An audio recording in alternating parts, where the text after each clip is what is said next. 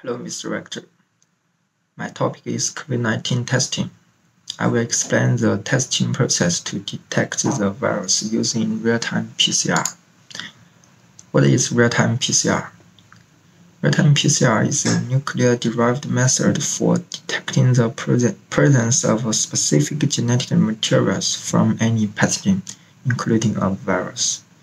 Originally, the method used radioactive isotope markers to detect targeted genetic material, but subsequent refining has led to the replacement of the isotopic labeling with special markers, most frequently fluorescent dyes. With this technique, scientists can see the results almost immediately while the process is still ongoing. Conventional PCR only provides results at the end, while real-time PCR is now the most widely used method for detecting coronavirus. Many countries still need support in setting up and using this technique. How does real-time PCR work with the coronavirus? A sample is connected from parts of the body where the coronavirus gathers, such as a person's nose or throat. The sample is treated with several chemical solutions that remove substances, such as proteins and fats, and extract only the RNA present in the sample.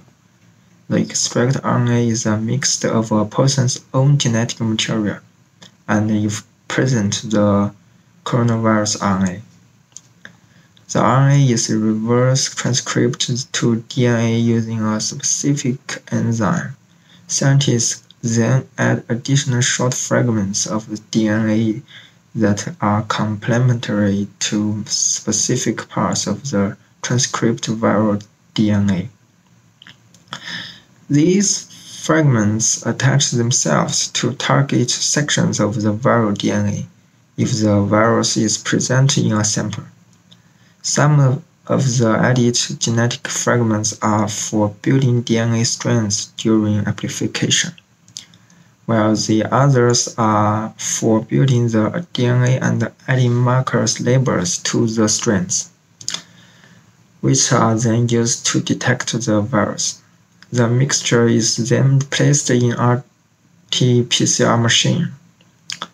The machine cycles through temperatures that heat and cool the mixture to trigger specific chemical reactions that create new identical copies of the target sections of viral DNA. The cycle repeats over and over to continue copying the target sections of viral DNA. Each cycle doubles the previous amount. 2 copies become 4, 4 copies become 8, and so on. A standard real-time PCR setup usually goes through 35 cycles, which means that by the end of the process, around 35 billion new copies of the sections of viral DNA are created from each strand of the virus present in the sample. As new copies of the viral DNA section are built, the marker labels attached to the DNA strands and then release a fluorescent dye, which is mirrored by the machine's computer and presented in real time on the screen. The computer trackers the amount of fluorescence in the sample after each cycle. When the amount goes over a certain level of fluorescence, this confirms that the virus is present. Scientists also monitor how many cycles it takes to reach this level in order to estimate the severity of the infection.